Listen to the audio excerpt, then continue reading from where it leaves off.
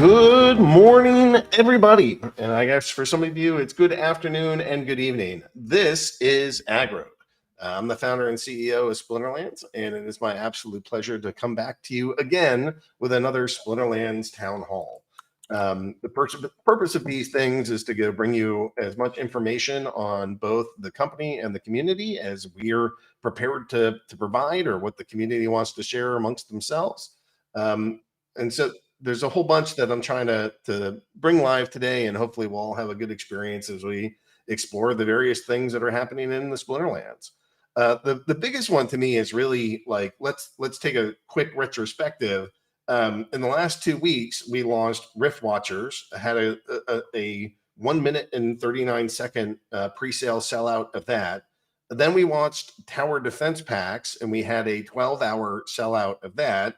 And then we did or I guess that was for the pre-sale. And then we did a pre-sale for Rooney. And the Rooney project sold out, I think, in like 1 minute and 20 seconds. So an absolutely incredible fast speed there for just a whole bunch of different projects, and just completely impressed with what this community, both the company and the way that we've developed these things, and then the community and the people there. So what I'd like to do is sort of go over and do a quick team stand-up. And we're not joined by everybody today. We're kind of taking a little bit of a day of rest here for some of the team members. But we got WeirdBeard and Nate. WeirdBeard, do you want to share just at a high level what we're planning on talking about today for your segment and your section? Yeah, results of the Brawl Hall just went up. We also are going to go over some of the things that we're hoping to do with Splinterfest and what we need the community to help us with. All right. And then Nate, kind of high level thoughts from you on what we're going to cover today? Yeah, just figured we'd wing it with all things creative. So maybe look back at the crazy last couple of weeks and what we got going forward. That sounds great. We have two special guests that we're going to bring on today, and then we have a pretty funky Words with Wizards section today too. So we're going to go talk to Nifty Arcade again, and then we also have EMP, and that's with AJ Brockman. And then after that, when we do our Words with Wizards, we got a whole cast of characters that you wouldn't necessarily see. So this is a little bit of an oddball episode, and we're happy to go bring that to you. Let's start by bringing the Nifty guys back on, and let's go have a conversation about where they're at, what the project's doing, and what we're hoping to talk about today. All right. So Jared, Tyler, welcome back. Do you guys just want to let's assume that people weren't here a week or two ago when you were here, and want to do quick introductions, and then just a super high level discussion of what is Nifty Arcade. Yeah, absolutely. Thanks, Agro, for having us on again. We were here last week, and so we wanted to kind of continue to show like our developments as we go, and also get some feedback, honestly, about what we're working on in the future. And so, but yeah, to step it back a little bit. So Nifty Arcade, we're here to solve like two problems, essentially. The first is player onboarding into games. So, we're gamers, and as we kind of entered the world of Web3 gaming, blockchain gaming, whatever you want to call it, it was like, it's just this weird experience, including this weird experience between, like guilds and games and all these other things. Not to say it's not it hasn't been a good experience. It's just a different experience than what you're traditionally used to. And so player onboarding is one of the things that we're passionate about, is like helping individuals get into games, have a good time, and understand it a little bit more. And then the second thing is capital onboarding. So essentially, as people are looking to bring their money into a gaming ecosystem, there's a lot of unique challenges that are centered around that. And so we kind of have created a platform that does a little bit of both simultaneously. So that's a high level. All right. So we talked about this a little bit. What new developments are there? What do you kind of want us to make sure that this audience knows about Nifty? Where are you guys at? What are you working on, and what should the people know? Yeah, as we're gearing up for Splinterfest, which we're super excited about, down in Vegas, down in Vegas for us, we're kind of rolling out just like punch by punch, like a few of the different features. And so one of the things that we were excited about showing off this time was kind of our first iteration of the Discovery portal, which is as we're kind of envisioning this, like I think there's other projects that are thinking about it in the same way that we are in this particular realm. But you know, there's such an easy experience when you come to like Steam or Xbox Store or PlayStation Store. Like it's something that we're all super familiar with. Like it's like iteration over iteration for years that we've kind of just been developing this user interface, but that doesn't really exist for like the world of Web3 games. And so we kind of put together this discovery portal that you can see here. This is our first iteration, so obviously some work to be done, but I think our devs did a great job putting this together in about a week. But essentially what we have here is an opportunity for a new player as we're kind of thinking about the individual, you know, the non-whale, the person that's just like looking to get into Splinterlands, scholar, jockey, whatever you want to call it, or just the casual player. They may jump in here and then, you know, be able to kind of look at Splinterlands and see what is Splinterlands, like look, you know, engage with the artwork, watch some of the videos, like read a little bit of synopsis, just like we're familiar with like with Steam and everything. And then of course there's like a curated playlist, and this is something we built with the community. We've been speaking to you know, probably a dozen or so of the, you know, high level like influencers plus like community members that we've just connected with over the years, so that we've been in Splinterlands, and this kind of just been a curation of some of those things. And so this is kind of the discovery portal, so it kind of directs people to do certain things like create an account, or, you know, link their collection to our software so they can start renting, buying, or lending. And so we've kind of worked with the team to get this together. So this is a new feature, and then that we didn't have last week that we wanted to show off a little bit. And of course, it's still kind of in design, the design and development process, but this is a good first look at it. So. Okay, so so a player comes in, they're going to check this thing out, they'll click into it, and then what would they do through the site? This is for them to like try to find a deck to pick up, or this is for a player to have a deck to rent out? What am I doing?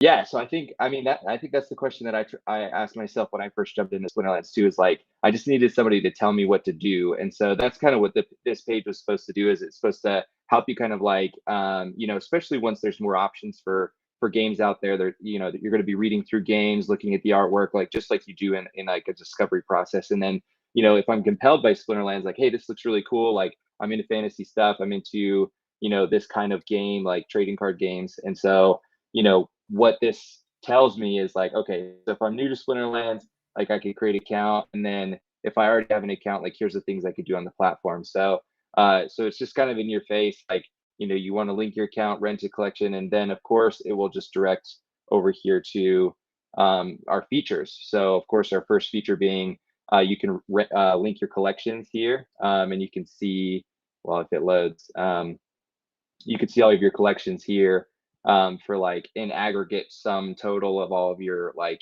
the value of your collections, as well as like an account level perspective.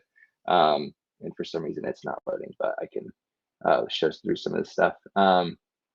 Yeah, so, and then of course there's like an earnings tab which does the same thing. We'll see if that will load it in a second. But and then of course, like our most marketed feature is the market, and we're currently undergoing a new kind of iteration on this design based on feedback from the Splinterlands team, as well as like a bunch of community members. And this is where essentially, like we talked about last week, you can rent out like a deck level account. And so it's essentially you put together or curate a deck of like a competitive deck, like in the gold or diamond or champion, even it doesn't matter. But it's like up to the lender or a card owner to put together a deck that they can rent out to any player, and then any player can come in here. So if you're a new player and you're like, okay, cool, now I've set up an account. Oh man, it's super expensive to get cards. I don't really know what to get into. There's no try before you buy scenario. And so essentially that's what we set up here, is an opportunity for them to come and discover, and they get a chance to see, you know, there's different decks and everything. And one of the things that we're adding here is like a filter view and a sort by, so that people can like quickly identify value and then interact with it. And so you could select a deck, you could see what's in the deck, and yeah, just go ahead and rent it. And so where is this? Are you guys still in development, or is this live? Can I start renting decks today? Like what? Yeah. How close are we? We're really close. So the one thing that we're waiting on is just getting that. So when we switched over from DEC to SPS, or when the rewards are switched, that just delayed a little bit. So we're just waiting on an endpoint that I think we're working on with your team to get everything square, so that we could start doing the reward split. Because that's a big piece of the puzzle here, is that like everything is like when the rewards are earned, it goes proportionally to, based on the contract, like 50%. If it's a 50-50 split between the jockey and the lender, you know, it proportionally gets split up. And so we're just waiting for that. So as soon as that goes live, which we're hoping is before Splinterfest, you know, people can start doing it right now. And so everything else works just fine. So is it time for players to start putting decks up? Is it time for jockeys to start listing the decks that they want to play, or the split that they're looking for? Yeah, the way that we're doing it is through a wait list. So we have 500 spots that we're opening up for just the general public as kind of a beta launch, so that we can obviously work through the bugs, and then as we're kind of like getting closer to a final iteration, that we can launch it more publicly. So we have a wait list on our website. It's just niftyarcade.io. And you could go and join the wait list if you're interested in listing as an owner, if you're interested in borrowing as a player, or both, right? If you have some stuff that you'd like to list as a rental. And then of course you can just use some of these collections, some features like the My Collections and the earnings, to track your accounts, and be able to see like what you're earning from each account. So even if you're not planning on renting renting or borrowing, you could still come in here, and every single day it grabs, or every single moment, I guess, it grabs all of the information about your account and gives you kind of an aggregate total. So if you're looking to track those things. And we're also going to be squishing our reporting. So we have a reporting platform that already does some of the day by day, like .csv file reporting. We're going to be squishing that into this as well over the next couple of weeks, so that anybody can kind of run their guild, they can run their organization, they can run their own accounts, all through one place. I mean, I don't know anywhere else where you can get that. So this, especially if you're like, you know, if you're just playing the one account and this is like a casual hobby for you, then this is no big deal. But if you are running multiple accounts and it's a significant, you know, part of your portfolio, this is a lifesaver. Tyler, you've been pretty quiet. Anything you want to add about what we got going on at Nifty? What haven't we discussed that the people ought to know? Yeah, the last thing I'll bring up is I just want to remind everybody that our whole goal here is to help the Splinterlands community, right? We want to bring people in. We want to make it really easy for people to get involved, really easy for them to stay, right? So provide them with the visibility on what they have in the game, provide them with the functionality to get in and play with low cost. We call that removing the capital constraint, right? Removing that capital as a constraint so players can get in, just like Jared talked about. And the last thing is that, again, we offer the ability for people to purchase decks wholesale, right? And Jared can actually pull that up. But what we have on the site is people can actually purchase Chaos Legion decks wholesale at different ranks, right? So if I want to play a bronze account, or I want to play a silver, diamond, etc., I can actually go in here and purchase a deck wholesale. And our thought process is this makes it easy for capital or brand new players who don't know exactly how to compile decks, or want to deploy maybe a few 100,000 into the ecosystem. It can make it really easy for them to get involved, right? So that's the last thing we wanted to bring up. Go ahead. Yeah, I mean, opening 10,000 packs and then combining them all is actually a lot of clicks and some amount of sophistication. Exactly. Not everybody has had the pleasure of doing that. I have personally opened something like 35,000 packs in this game and had to figure out, like, how do you combine all those cards? And it's not a trivial endeavor to go do that manually by hand. So I appreciate what this program is doing. I'm personally looking forward to getting some of my extra collections up on this thing and seeing how the jockeys and scholars do, and seeing if we can't get, some pretty substantial rewards. Now that the SBS reward system is here, the tiers are here, sort of what we call Prop 34 or Prop 2, depending on how you look at it. But that proposal passed. Now you're getting some pretty sweet payouts up in Diamond and Champion, and I'm looking forward to seeing what this thing can do. And I'm planning on getting my personal cards up into it. So many thanks to the NFTy team. You guys are making great products. If you're a scholar or jockey, it sounds like you should be getting into the wait list and waiting for some of the whales to go populate decks that are available for collections and for playing. And let's see where that goes. Where can people find you? Where should they go? Yeah, so it's niftyarcade.io. You can find us on there. You can also communicate with us on there as well. We'd love to get some alpha users as well. So if you do have some decks that you're looking to rent out, or you have some curated, like we're populating our alpha group right now. So we have probably a couple dozen people that we're already going to have in our alpha group to throw some stuff on there and test it out for us and give us some pretty critical feedback. Do you guys have a Discord or anything like that? Yeah, we do. We do have a Discord, so you could definitely join our Discord. The link is on our website, niftyarcade.io.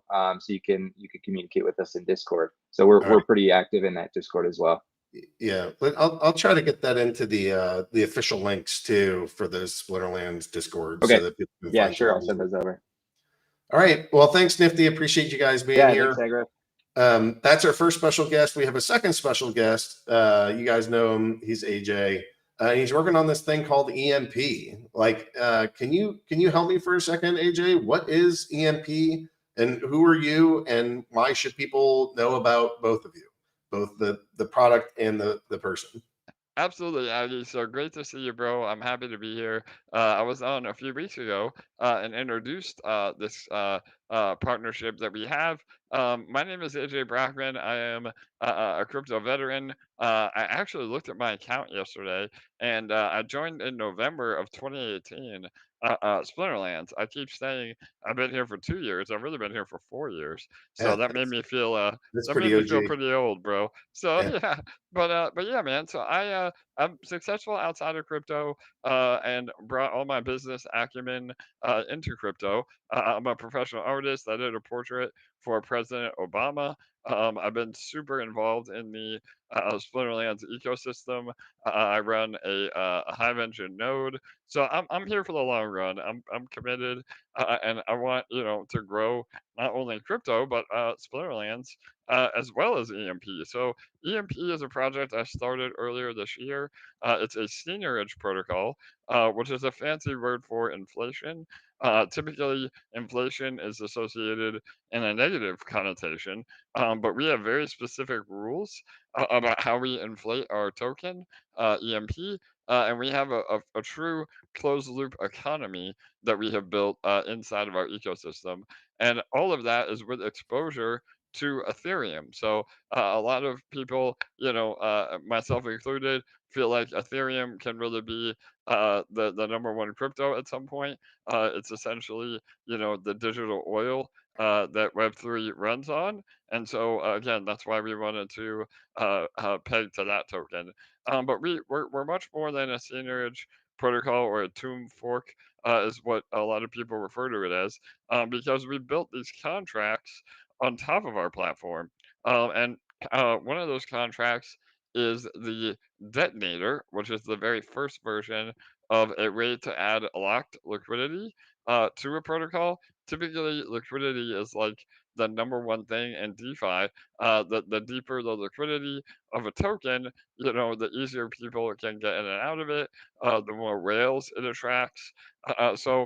We had major success with Detonator, and now we're offering that same contract as a service to other protocols. And we were happy to announce that Splinterlands was the first one of those, and that is called the generator. And that's what you're seeing on screen now. Yeah, it's been absolutely incredible. We've locked over $255,000 of SPS BNB into that contract, and it's about $20,000 of SPS buying pressure every single day. So, yeah, I'm happy to answer some questions about it.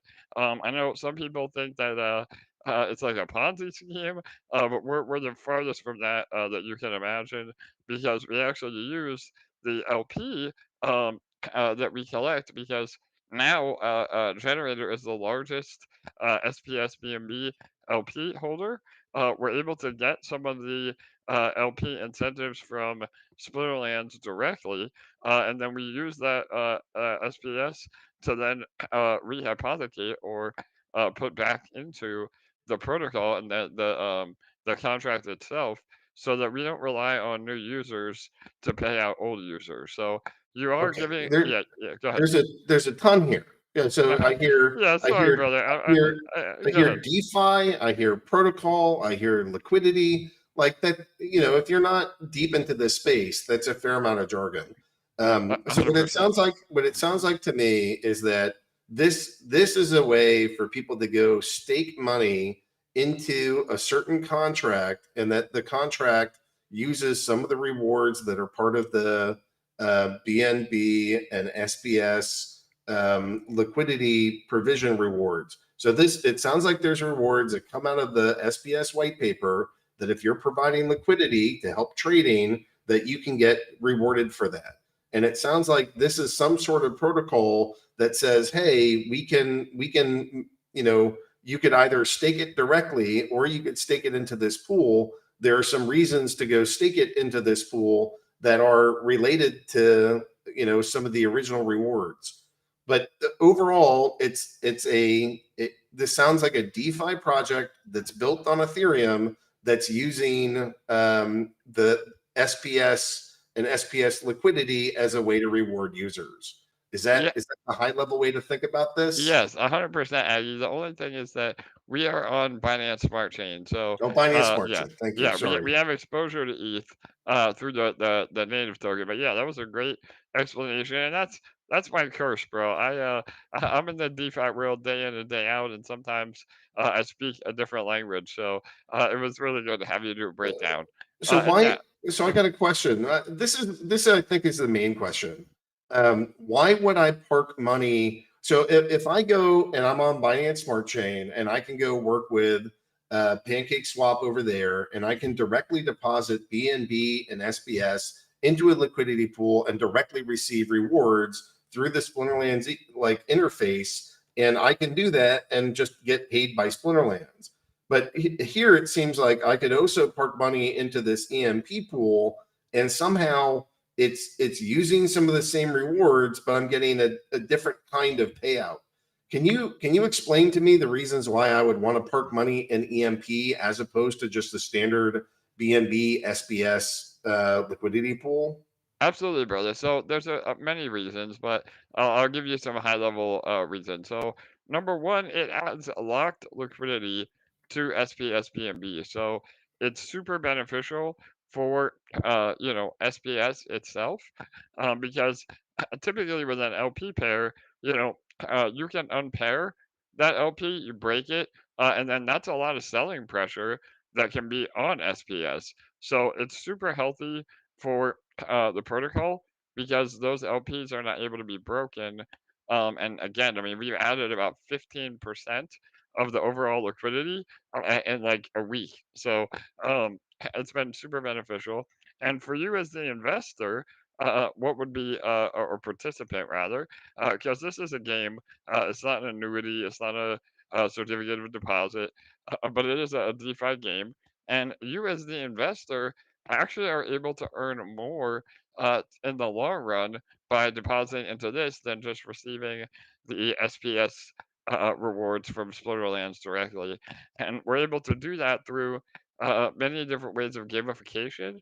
So we have a daily raffle that we give away. If you're the largest depositor in the pool, you get a matching bonus. We have a bunch of incentives to be able to do that. And again, I mean, as long as you have a long-term time horizon on this generator, you can essentially get up to 365% of your original investment back. And then when you claim out of this contract, you just put your LPs back into your wallet, and now you're earning from the SPS LP rewards anyway. So it's just a way to kind of maximize your earnings. Okay. Anything else that you want to add about the EMP, the detonator, or the project in general? Yeah, so we're just really excited to again continue our relationship. We are going to be at Splinterfest. We're one of the sponsors. I have some of my team members that'll be there. Unfortunately, I won't be there this year, but next year for sure. And we also have a guild now, and EMP is also a form of payment inside Splinterlands, and we brought over $150,000 of new investment into Splinterlands over the last month. So we're really excited. We're trying to further the adoption of Splinterlands and bridge the gap with all the DeFi users on BNB over here to Splinterlands. So yeah, really excited, brother. Awesome. AJ, thanks for being an OG. Thanks for participating in our ecosystem. Thanks for answering some questions about EMP. Many blessings of success to the folks that choose to go in that. If you have more questions, you can go. Where should people reach out? How do they find you? Is there a Yep, Discord? How do people 100%. engage? Yep. So we EMP.money is our website, but we have a very active Discord. We have an actual Splinterlands sub channel where we've actually hired some professional players to coach our EMP community. So you can jump in there, talk Splinterlands or talk EMP overall. But yeah, Telegram and Discord are both of our major socials. All right. Awesome. AJ, thanks for coming on. Thanks for talking about your project, and best of luck to the folks that are in there. All right. Thanks, brother. Appreciate it. And we'll see you soon. All right. So now let's go into the weirdest type of words of wizards I think I've done. These are we got a bunch of different people here from a couple different cross sections. So I have a couple different things that I want to try to talk about today. I have some conversations about land and sort of where we are with land. I have some conversations about proposals and sort of general thoughts around them. I know that John Monahan has some things that he has in terms of like some of the sales that we've done recently and some of the things that are coming up. So those are my major objectives for today. I guess I'd like to start by introducing Wrath. Wrath, can you just tell me kind of who you are and what you do around here? Yeah, for sure.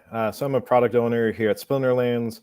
So I work alongside Homestead, which I'm sure the community is more familiar with him at this point. But yeah, really working to kind of make sure that we have our product requirements for all of our projects handed off to the devs, and making sure that those are continually kind of making the milestones that we're laying out. Yeah, so I'm not sure that everybody knows what product is, but like the product team, when Matt and I get ideas and we're like, hey, let's go build this thing, somebody has to figure out all the details of that. Right? Like when we say, hey, let's build a white paper, or hey, let's go, do brawl rewards, or hey, let's go get boss fights or land or anything. Whatever that thing is, it's not just, hey, just go build land. There has to be whole teams of people that make decisions around specifics of how it's going to work, where the pools will come from, the reward systems, the requirements, the gates, the interface, the everything. It's all built into that. And, John is really one of the people that's leading the charge, and Wrath here is, he's helping us figure out all of those details. So some of the details that I wanted to talk about are land. I'm frankly getting sick of the question. I'm sure the guys are sick of asking it. When land, right? So like, can you give us? You're the product owner that's in charge of this land project and helping it get off the ground. Can you just kind of give me a little bit of background on land, where we are currently, and what are kind of the next steps of development? Yeah, absolutely. I think the most important place to start is if you look at our roadmap, land isn't just land, right? We have a couple precursors that have to be developed ahead of that. That's tech modernization, that's the non-card market, and that's land as well. And so all three of those are currently in flight together. Tech modernization, do we want to go into kind of high level what things are and where they're at? I guess I'd just say, look, we did a land pre-sale, so almost like 2 years ago now. A year ago, we said, hey, we are deliberately pausing land so that we can go work on SBS. And when we did that, we knew that we were going to delay this thing, and it would be frustrating. But looking back, I have zero regrets. Like SBS has killed it. This has definitely sent us into a new stratosphere. But now we're coming back and we're saying, all right, we've gotten a bunch of land, the SBS pieces done. Now we have to make sure that our land is getting done. Yeah. And so that's kind of the backdrop to this. but you can't just implement land. I mean, that's one of the frustrations that I've had, and I'm sure the players have, is why don't you just put land out? Well, you know, you mentioned 2 projects. You mentioned tech modernization, and you mentioned the non-card market, and we're doing both of those before we do land. So can you tell us what is tech modernization, what is the non-card market, and why are those prerequisites for land? Yeah, absolutely. So tech modernization is kind of an overall to the backend structure of how we have our code base. We're going to a React framework. And what that does is it increases our front end performance. So things like load times, things like that. It helps make that really more sustainable and more reliable. I know in the past, obviously, not as much recently, but there have been things like slow load times and downtime. And this tech modernization is helping us to move to a more stable place for that. And so it also does things like componentizes different parts of the website. For instance, right now, if we need to make updates to certain things, we have to do it in various different locations and make sure that we are updating all of those. When we make these components, it makes it a lot more reusable across the system. So it will not only increase our front end performance, but it also allows us to move development more efficiently in the future. And so right now, where we're at with that project. Okay. Oh, go ahead. No, go for it. Perfect. Yeah. Do it. Yeah. So right now, where we're at with that project, so we actually released a little bit of that for our login about 2 weeks ago. Unfortunately, when we released it, we did run into some technical issues. For, we'll say, 95% of people, it worked perfect. But there were some browsers and some browser settings that kind of didn't like the way that we had architected our authentication. So we had to pull that back down. It was blocking people from actually going to the main site. And over the past couple of weeks, we've been re-architecting the authentication. We just wrapped that up the end of last week and have it now into QA. So we're going to run through another round of QA with that new authentication method. And that's Sicarius who's working on that, right? That's correct. That's yes. Okay. So Sicarius, do you want to, or Sicarius? Which one is it? Sicarius? All right. So are you, how confident are you feeling that we got the little tweaks and bugs to the login piece? Are you feeling good about this? Like, what's the current status for you after you've kind of had some experience, you know, with this thing in production for a bit?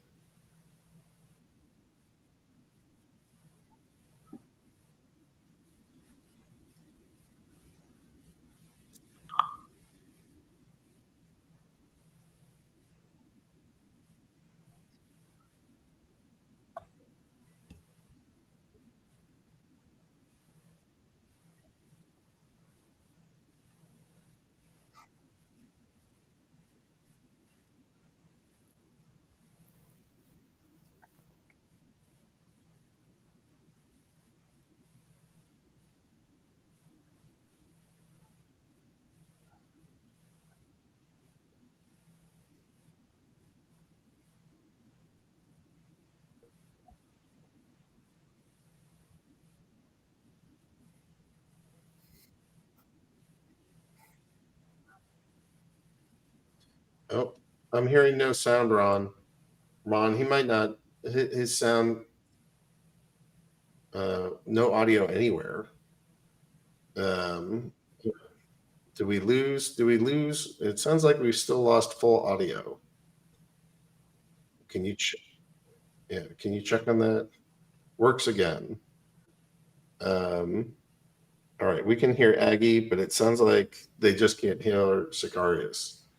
All right, well, let's pause on Sicarius for a second and go back to Wrath for a moment. Wrath, so it sounds like there's some improvements that are getting made to the way that we're doing the login, but for tech modernization, it's not just the login. What else is involved there? Yeah, so the long-term plan is porting all of the pages over into this new framework.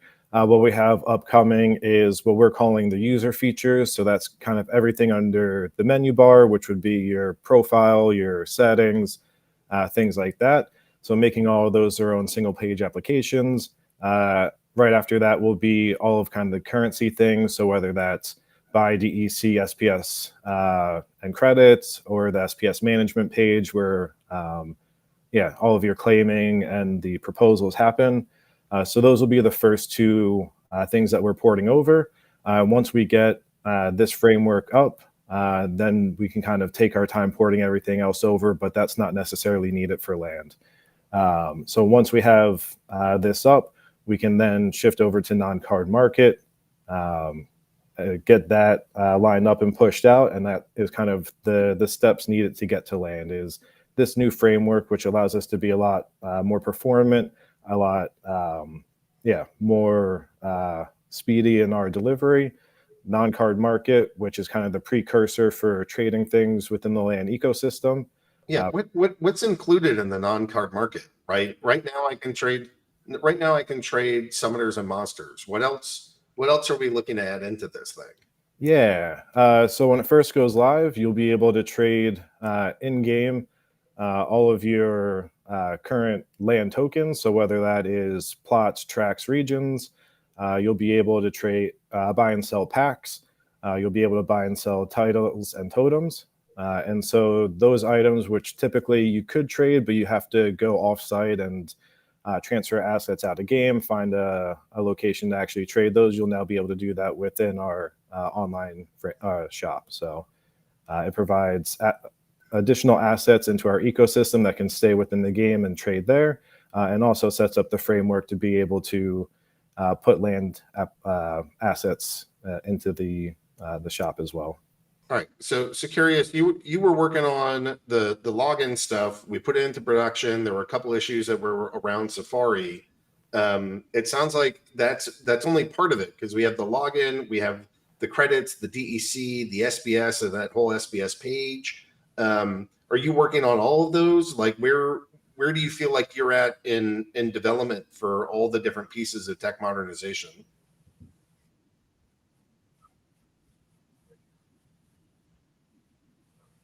Uh-oh.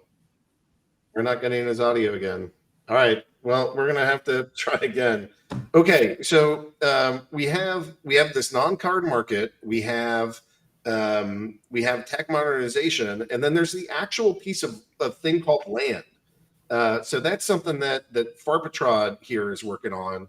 I'm wondering if you want to kind of give us any of the updates. Every now and then I get some screenshots of like, hey, look, here's some back-end code stuff that's working. Do you kind of want to walk us through where you're at and kind of coding land, what's involved, and what stage we're kind of talking about here? Yeah, definitely. So we're in phase one. Phase one is to deliver both claiming your tokens as well as surveying your land to see what you actually receive.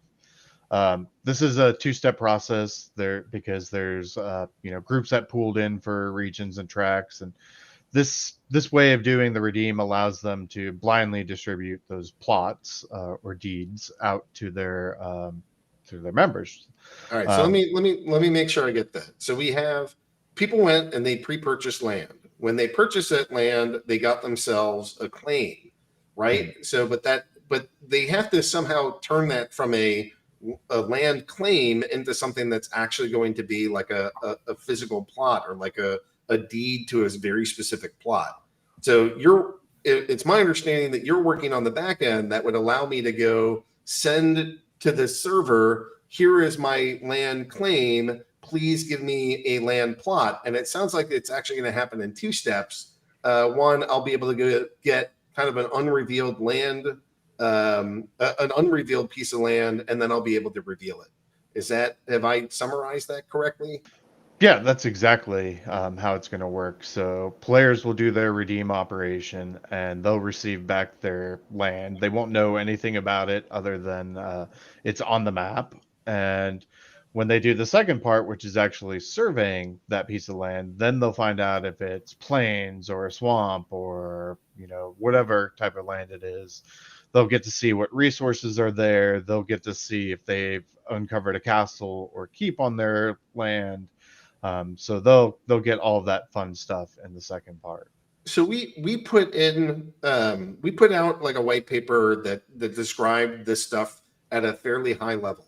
has anything in that white paper substantially changed? Like, are we still looking at the same kind of occupied or not occupied essences? Are we looking at, natural versus unnatural? And like, are all the kind of resource types that we described earlier, is that still mostly intact, or are we going to see some pretty big changes coming? Most of that stuff is all still intact. There definitely is some brainstorming to add additional features and enhancements to give more of a gameplay. But that stuff is still kind of being discussed and planned. But the resources have, I'm pretty sure they're all locked down. Nick could give a better answer if creative has approved all of them. I can tell you what's in the white paper has been loaded into the database now for my testing purposes. So if it's been written, it's there for now. Okay, so Rath, help me understand some of the timing. When do you expect that like the tech modernization pieces will be done? And I don't need like an exact date. Just if you know the month, great. If you know the quarter, that's good enough. But just when roughly do you expect the tech modernization we can be like, this phase, whatever prerequisites land needs, we're going to be done with tech modernization sometime around? Yeah, so for tech modernization, right now, the first parts are into QA. I'm going to say, so it gets a little tricky right now just because we're limiting what we're going to be pushing out over the next few weeks, just so we don't have anything game-breaking going into Splinterfest. And so whether we are able to get that out before or after Splinterfest, it'll be within that October timeframe, assuming QA goes well. Non-card market, I will say, is probably 95% also complete. We're waiting on 1 or 2 revamps from the creative side that we can implement in. And then that'll need to go through QA and get out there shortly. So everything is going well, getting it into QA. So we'll say end of October, beginning of November for tech mod. All right, so 4 to 6 weeks. That's not too unreasonable. And then what about the land pieces? Like, what's still left to get the sort of Farpetrad just described a claiming and redeeming process? When can I actually get like an NFT in my wallet and I can be like, that's I own a region. I want to know, where is my region? Like, what's in my region? And I know that's different than when I get to invade Nate's region or something. But when do I get to know, like, what do I own for having done this pre-sale? Yeah, so this time frame is obviously a little bit more difficult to put a time to because there's a lot that goes into it. There's a ton of art assets. There's a ton of UX UI considerations. A lot of the back-end coding, which Neal is working on. We have the claiming functionality in place. We're working on the surveying. So a lot of it's in motion, but it's tough to necessarily nail down. We're still trying to target end of Q4, maybe into beginning of Q1. That's what we're targeting right now. But again, it is really a massive expansion. And so, yeah, right now I'm feeling comfortable with that. But obviously there's always potential for, anything to come up in that process. All right. Some of the criticism that I think I've taken is like, hey, you guys just put out tower defense, but you're 2 years late on land. Why are you jerks, meanies, bad people, terrorists, whatever? Why are you doing that? So one thought that I have is like the fact that tower defense came out or like we are doing that in parallel, is that hurting land? Is that causing you significant discomfort? It's not, no. So especially with tower defense, that's going primarily being developed with Double Coconut. And so that's not taking any of our resources or time away. And so as you can see, we're able to do a lot of this work in parallel. Right now, we have all 3 of the land components, which is tech modernization, non-card, and the actual land development working in parallel. So no, those things like especially tower defense don't take resources away. So right now it's a matter of, I guess one of the things to point out, one of the tough things that we've experienced with tech modernization as well is keeping up with regular development. So because we are porting over screens, anytime that there are updates made in the regular game, we also have to implement that in tech modernization as well. So we've been doing some duplicate work there, but we are at the finish line, almost ready to get that shipped. So that'll be nice to be able to free up that time. Yeah, that feels fantastic. Oh, go on. And I do have to say that Land is in internal testing, and we have an internal QA server that's there. I'm actually reviewing a developer/tester page today so that we can internally start claiming land on our test servers and making sure that goes well. I've written a simulation that does the entire production distribution that runs perfect. So now we want to actually run it over the blockchain. And I'm sure you've all probably seen some of these have actually been on the blockchain already. But this is the point where we're actually testing that whole piece out on the blockchain now. Yeah. So just, I guess my thought with doing this today is I really wanted to make sure that everybody has a clear understanding of where we're at, what we're working on, and what we're doing. And if I were to go summarize, it sounds like we have 3 different key components to land, all in simultaneous development. We have tech modernization that's actively getting worked on. Securious is working on that. And that's to change just how smoothly and easily we can operate the sort of login, account management, and credits, DEC, and SBS management, all the kind of like token and things that you're like constantly interacting with. That all needs to be smoothed out and kind of separated from other components of the game. So that's currently happening. We need a non-card market, and that's also currently happening. There's a dev that's building in functionality to trade titles and card packs and all this other stuff, which will ultimately include the ability to trade land. So not only will you get land, but you'll actually be able to trade it on a website with a screen in a market. And then third, it sounds like also currently in development, we have somebody that's working on building out how you do the claiming, how you do all the how you're going to redeem it, where it's actually going to live on a map. And like literally all of these things are concurrently in development, and none of that is actually causing like any conflict with something like tower defense, which is being done by a third-party company and not actually interfering with the sort of things that we're attempting to roll out.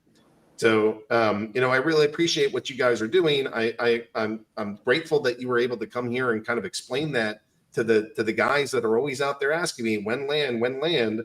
I understand you want land. We intentionally delayed it so that we could go get SPS out. A lot of SPS has gotten out, and it's not like we've forgotten about land. We have 3 separate development teams working on land itself and the prerequisites for it. So yeah, the Scrubs is ribbing me a little. Aggie, really tired of all the when land questions. That's exactly correct. And I just wanted to make sure that everybody in this community understands that when land, it's like currently actively right now being either deployed, worked on, created, or just like we are literally in motion, in flight on getting that done. So, okay. So that's what I wanted to talk about there. I have some proposals that I want to go talk about. And I asked Neal McSpadden to come on and just sort of like be a bit of a liaison. There's no formal process. He does not represent anybody. He is not an official anything. He's not like, the representative of the DAO or anything. But to me, he's one of like the brightest members of our community. He has a rich understanding of it, like all the things that are going on. He pays super close attention. He keeps like accurate records of transactions and values. So I really feel like Neal, and not only that, but he's one of the biggest whales in the game entirely.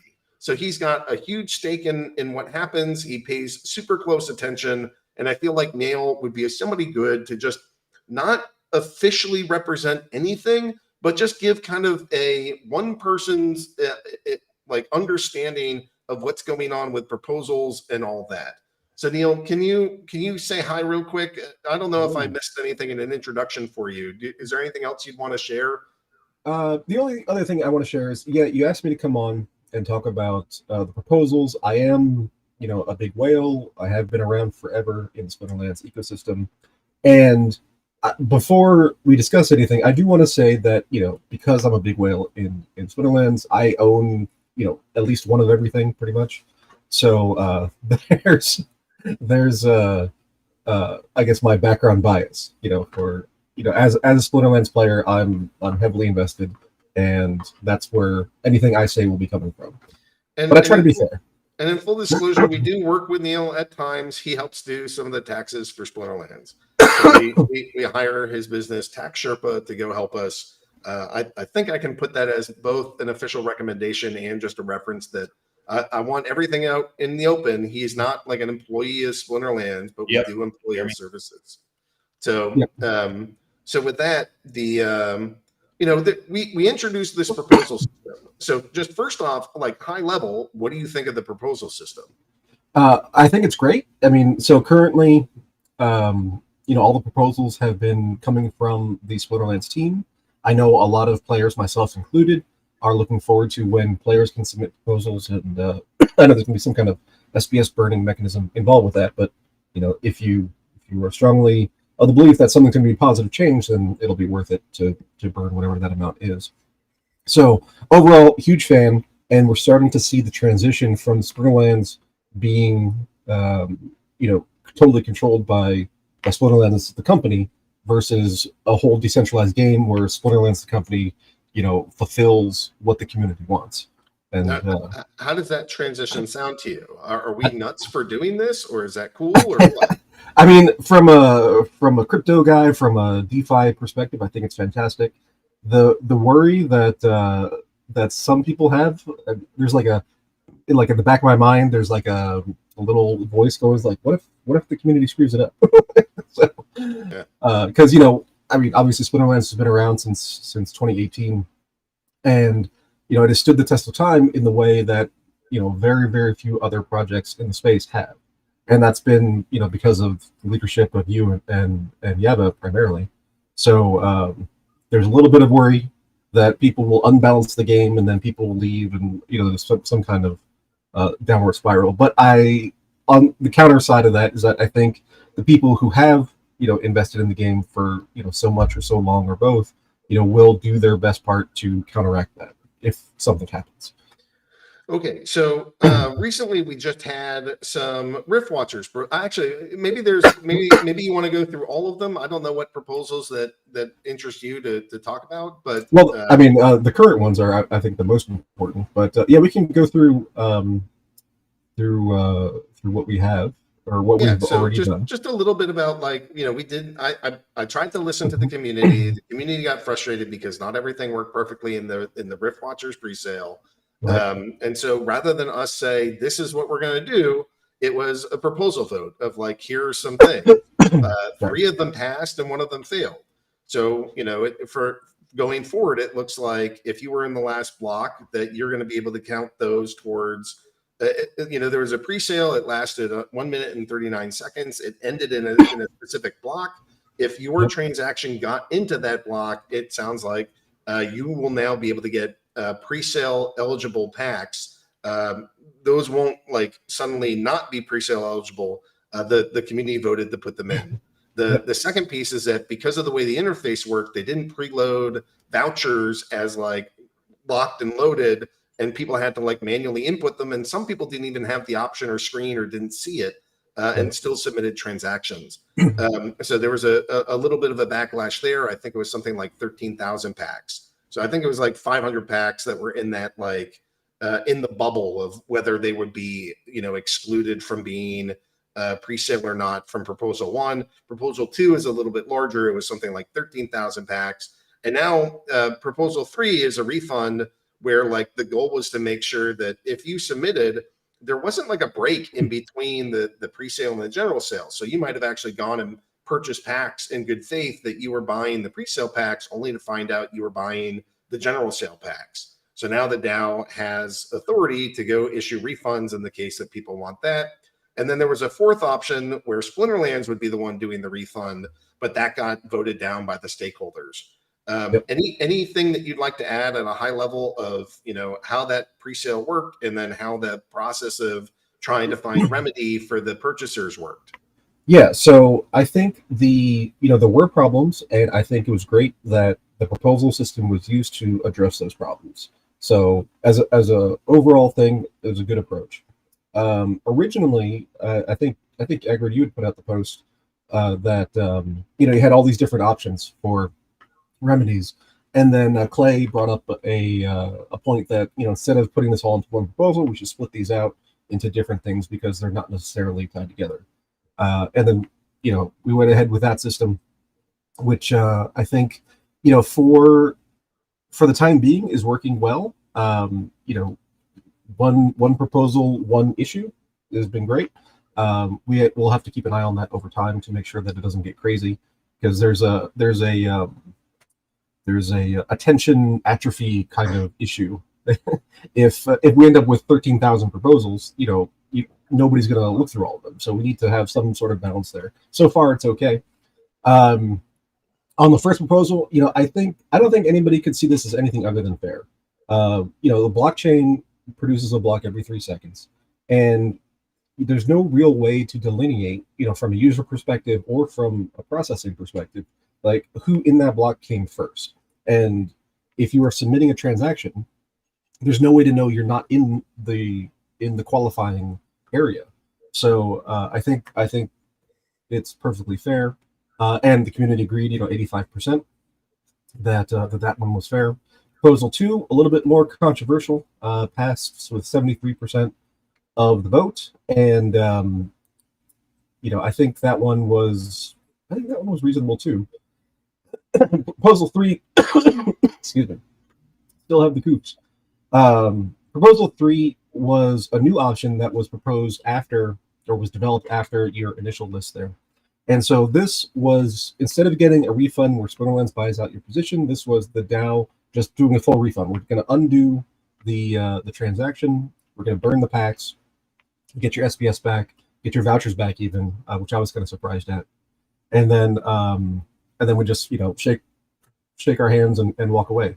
So I think having a refund option just in general is fair. I saw a lot of arguments against it, saying that, oh, well, we don't want to lose SPS from the DAO. Okay, I can understand that, but do you want unhappy people as part of the DAO? So there's definitely a balancing act there.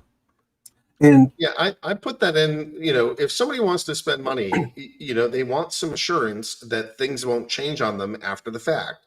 So yeah. I understood that. But also, if you spend money and something doesn't work out, you want some assurance that you can get your money back. Right. So how do you deal with both of those things simultaneously? And the answer that I came up with and proposed, and that the community accepted, was that we can do refunds, and that seems to have been okay. Yeah, and I for myself, I voted for that one, and I voted against number 4, which was, most people did, 43% for, 57% against.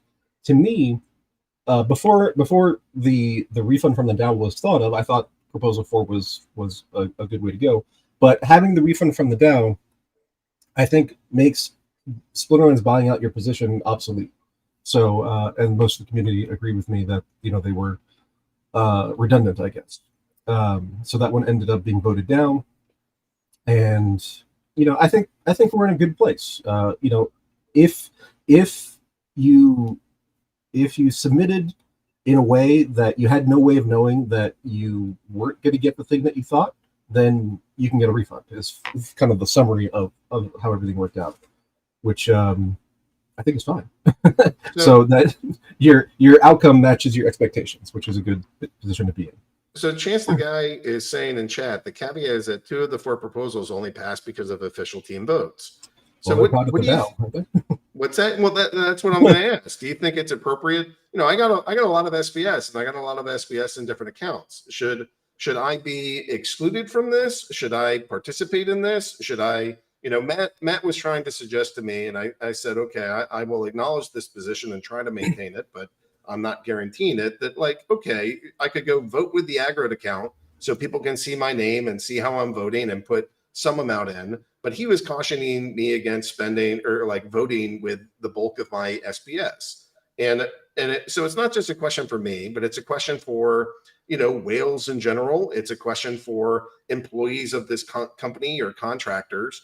What as a whale that's part of this ecosystem, what do you think is appropriate for either the founders or employees of Splinterlands to do in regards to voting on proposals and interacting with the DAO outside of our official role as a as a employee of Splinterlands Corp? Yeah, so I can see how it's a little bit tricky. I think there's kind of two separate considerations. One is that there's the Splinterlands official account, and then there's the people who work at Splinterlands accounts. If you're working for Splinterlands and you have SPS staked, obviously you are a stakeholder plus. You have your SPS plus. You have involvement in actually making the thing on into the future. I think those accounts voting are fine. For Splinterlands official votes, I think just my personal opinion, but I think that should be probably reserved for situations where you think this is a major issue. So in the future, we're going to have all kinds of SPS proposals. The vast majority of those, I'm guessing, will not be that important. And I would say probably don't use Splinterlands official SPS for that. But for things that are issues of like, well, we're just trying to make this thing fair for everybody, I think it's legitimate to use the Splinterlands stake for that. And that's just my opinion. So right, if it's life or death for Splinterlands, it makes sense to go vote with Splinterlands assets.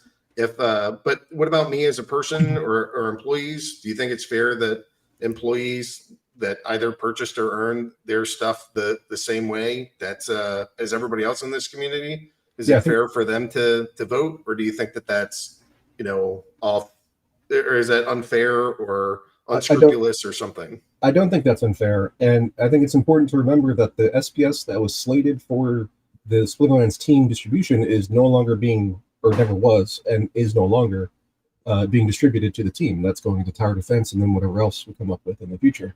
So, you bought, you earned, you developed your stake over time. I think that's yours to do with what you want. Okay.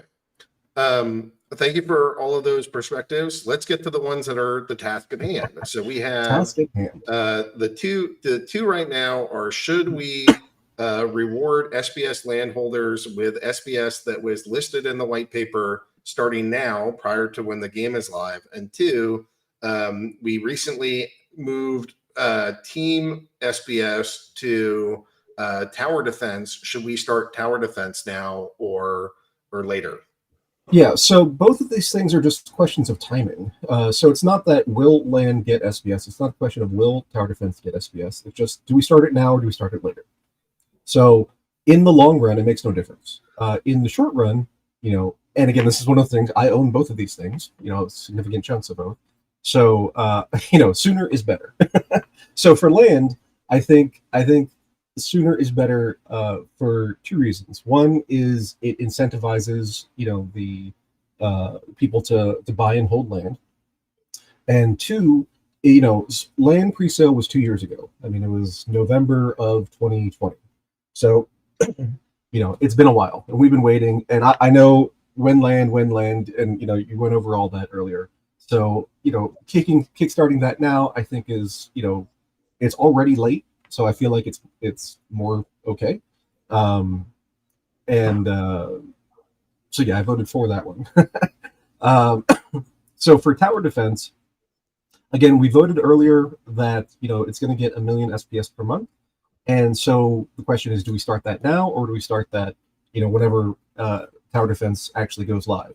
So, what we had was a pre-sale, and when tower defense packs become available for purchase from the shop again, I'm assuming that at that point we still won't have a game yet, because Double Coconut has to go out and do their thing, build the thing, test it, and do all those things. So we're probably several months away, at the least, before tower defense goes live. So for me, the as people who have supported that venture, should we enable ourselves to get rewards now instead of later? And I'm okay with that. I've seen some arguments against, kind of philosophical arguments, saying that it's supposed to be a play to earn game. There's no playing, so there shouldn't be any earning. And I can understand that perspective. Right now the community is super split. It's 49-51, which I'm really surprised at, actually, that it's that even. But you know, for me, it's okay.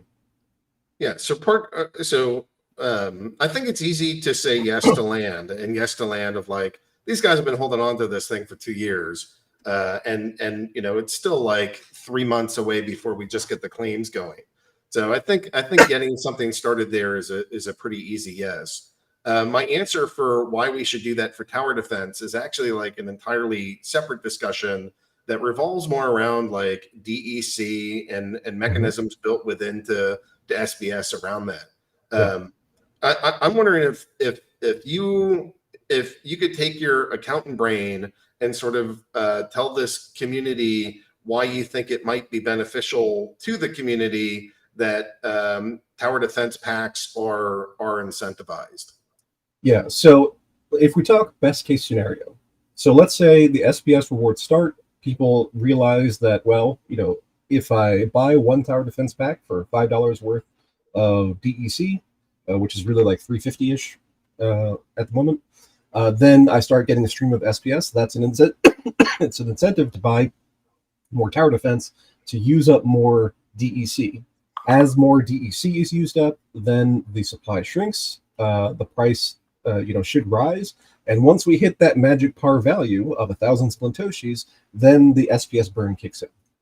And so then people are using SPS, burning it, or buying it and burning it, and creating more DEC, swapping back into SPS, which keeps a cap on the DEC price, and then the cycle will continue as long as there's demand to push up DEC. So if we hit that, then massive amounts of SPS will be burned. The price of SPS should go up, and everybody who's holding SPS should be happier. So, and what do you think that would do for the ecosystem overall? I mean, if that mechanism all kicks into place, where tower defense drains DEC, then SPS burning kicks in, and let's say that it's buying and burning, so you see a price increase to SPS. What do you think that would do to the size of this community? What do you think that would do to, just sort of like the value of cards that you hold? How would a rising price of SPS in this scenario that you have described, how would that impact the game overall? Well, you think about Splinterlands and all the different asset types that there are, and all the different things you can do. You can buy cards, you can play the game, you can stake SPS, you can use liquidity pools, you can hold land, you can hold tower defense packs. All these things are earning SPS. If you're broadcasting to the world and saying that, hey, we have this game, we have all these different things, the thing that you would earn by doing all these things is going up in value, then that's a lot more attractive for the DeFi community in general, for the gaming community in general. So, if people understand that, in the wider world, then there's a way more incentive for people to come in and join the Splinterlands world. So I think it would be hugely beneficial in player counts, in asset prices. It's just a virtuous spiral all around that doing the things to earn SPS are beneficial. Okay, so if I understand your argument, let me summarize some of what I think you just said. If this proposal passes, it incentivizes people to purchase tower defense packs. If they purchase tower defense packs in DEC, the price of DEC is likely to rise. If it rises substantially, it'll start hitting peg. After it hits peg, people can start buying and burning SPS to get that DEC to buy the packs. And as long as there's some demand, it means that people are buying and burning packs. And that, what's left is something like $9 million worth of tower defense to purchase. So if folks were purchasing something like $9 million of DEC, that sounds like a fair amount of burning SPS initially in order to make that happen. Have I summarized your argument correctly? Did I miss anything? I would call it a par value instead of a pay, but pretty much yes. So but it's important to recognize that is actually the best case scenario. It's also possible that people buy tower defense and it's just not enough to push up to that par value and start that burning mechanism. So it depends on the intensity of demand versus the intensity of supply and where the prices end up as a result. Now, Chance, he has brought a second thoughtful comment into this where he's talking about what about removing some of the DEC LP rewards, right? Like if you own DEC and SPS and you put it onto tribal decks and you shove it into a liquidity pool, you'll start earning DEC for that. Is that something that you think we should continue doing? Should we lessen that? Like, on the one hand, it's providing an incentive to own and hold DEC. On the other hand, it's also adding more DEC to the ecosystem where maybe we don't want it. Like, what's your take on liquidity rewards for DEC and the current value that they're at? I mean, it's important to have liquidity, just in general. So, because if people want DEC, how are they going to get it? They've got to trade for it.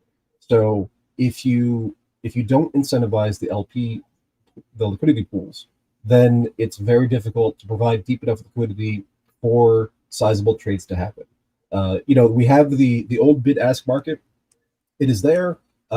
There's never been a whole ton of liquidity. So if you wanted to go out and buy 5 million DEC, almost impossible on the bid-ask market. So having the liquidity pool there provides the ability to do those larger trades, and we don't want to discourage people with lots of money coming into the ecosystem. So I think you do need some level of incentive in order to make the whole thing work. There's always a question of how much. Should we tweak it? Should it go up? Should it go down? And I think those are questions that are probably would make decent proposals. And people could look at the relative incentive between doing this thing versus doing that thing, because there's always an opportunity cost to anything you do. So I do think we need some kind of rewards, and how much, open question. Okay. So you're voting yes for land. I guess overall, what do you think of when you're thinking about tower defense? Is that I've publicly stated I think it's one of the most important things that our community can vote on and do right now. Do you view it the same way? Do you think of it the same way, or do you think that that's something that is it a lower priority? Like where does it fall for you?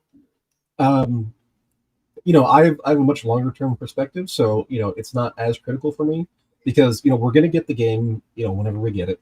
Let's just pick a number out of the air, 6 months, and at that point the SPS rewards will start, and the process for DEC increasing in price and SPS being burned to create more DEC, that whole thing remains constant whether we do it now or whether we do it in 6 months. Obviously I'd rather kickstart the upward spiral that we could have sooner. So I think now is better than 6 months from now, but if we have to wait 6 months, it's not the end of the world. Okay. Well, I appreciate that. Anything else that you want to add as a whale, as a community participant? Any kind of last thought you want to?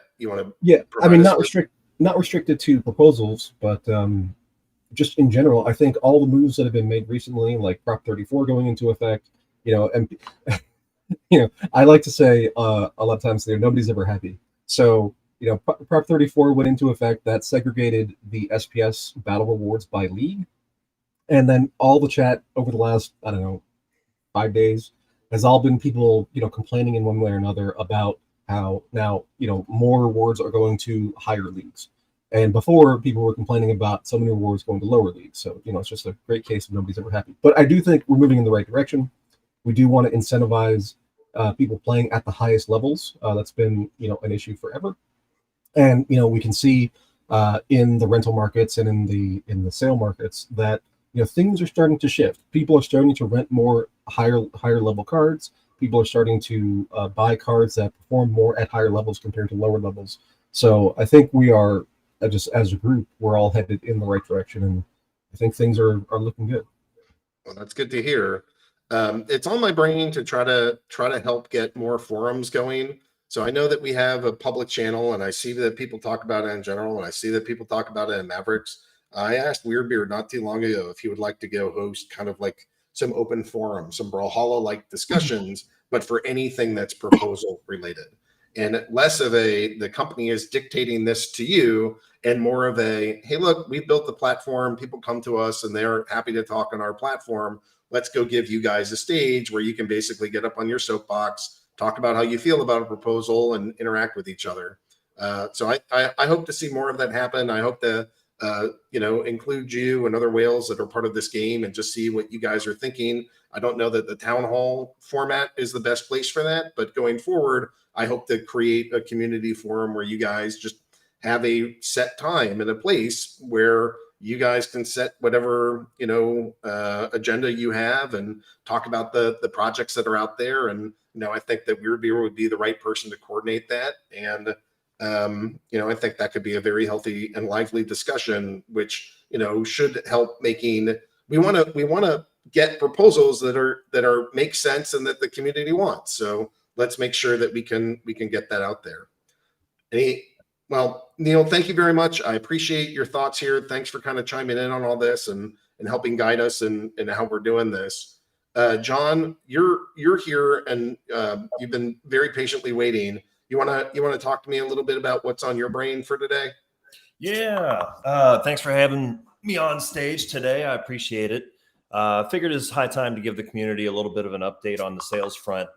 More or less, my role is to try to attract, people, additional players into the community, as well as additional capital into the community, right? So the rising tide raises all boats.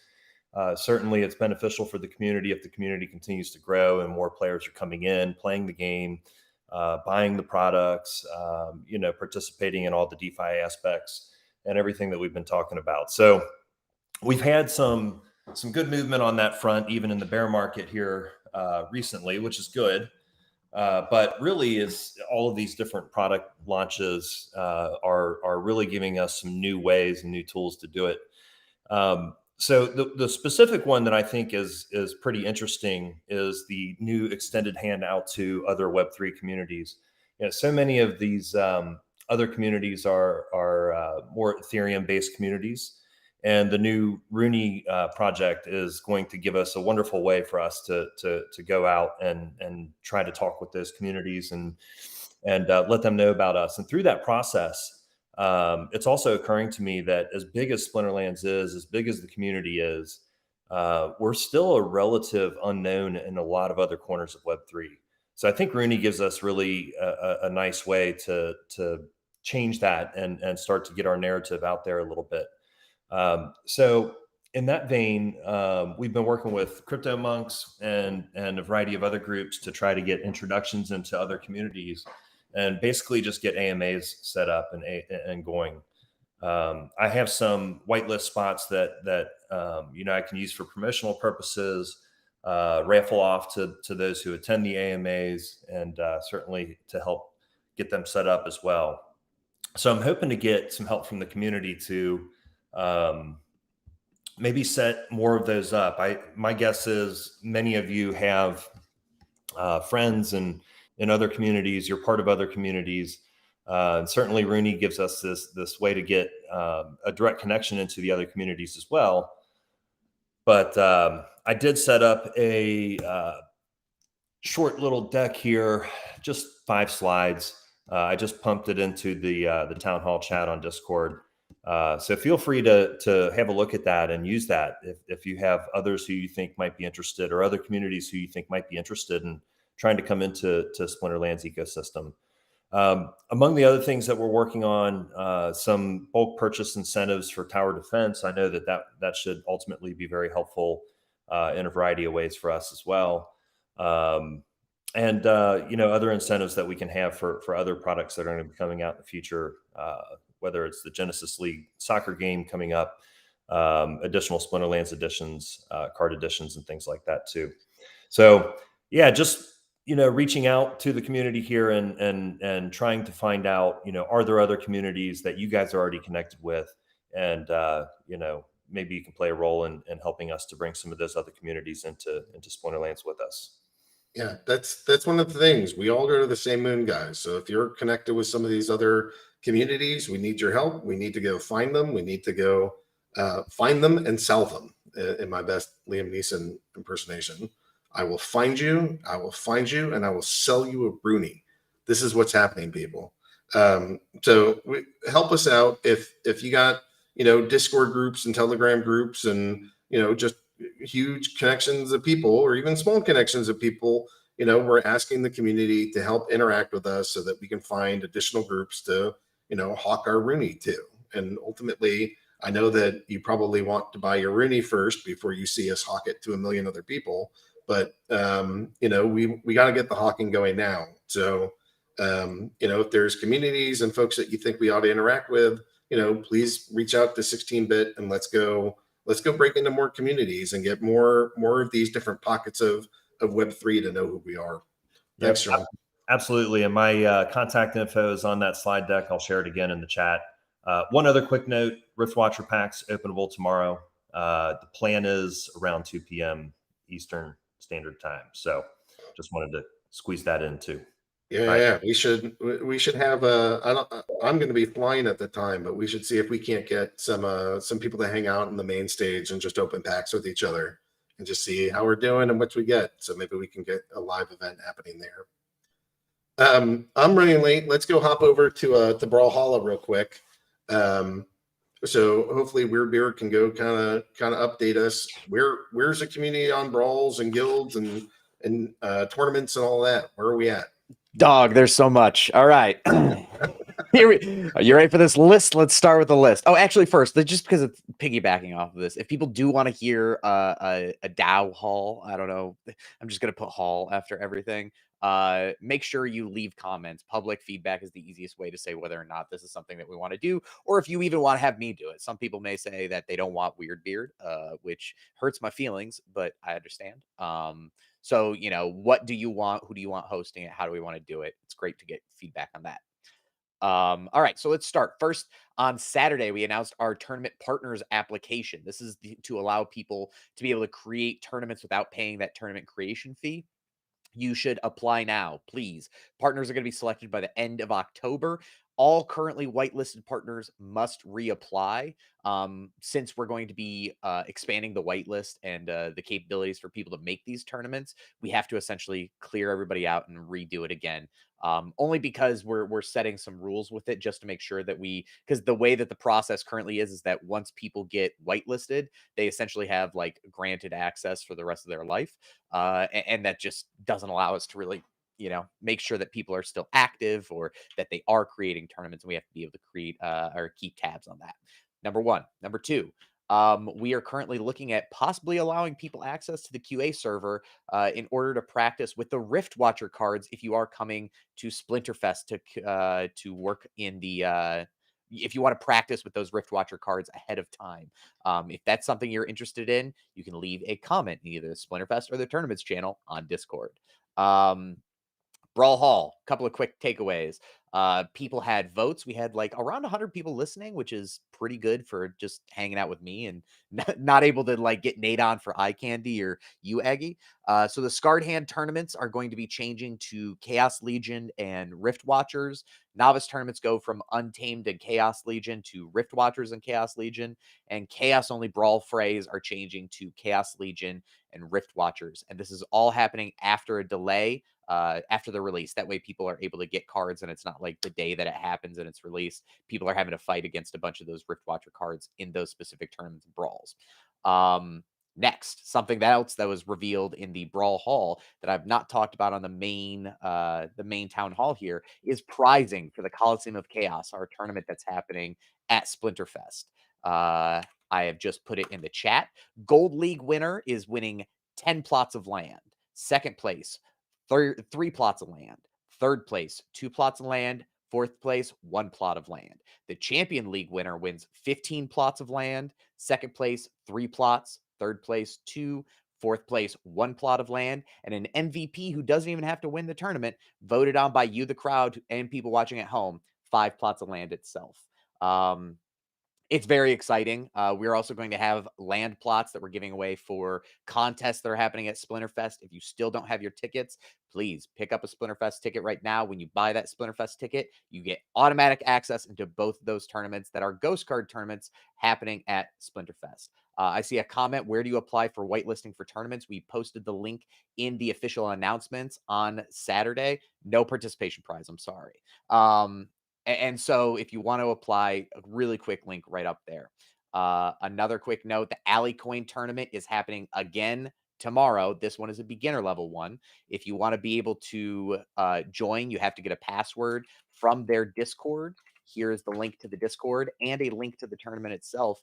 There's currently 120 people signed up for it. Going to be pretty cool. $200 in prizes. Super dope. Is it only land, or there SPS, DEC cards, or other prizes as well?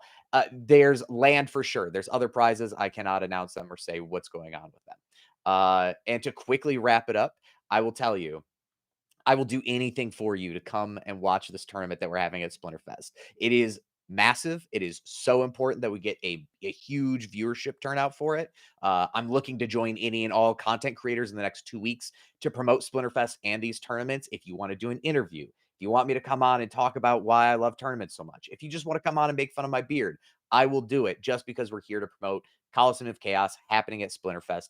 Please, please, please, if you are not even going to talk about it, tell your friends about it. We're live streaming it on both Twitch and YouTube.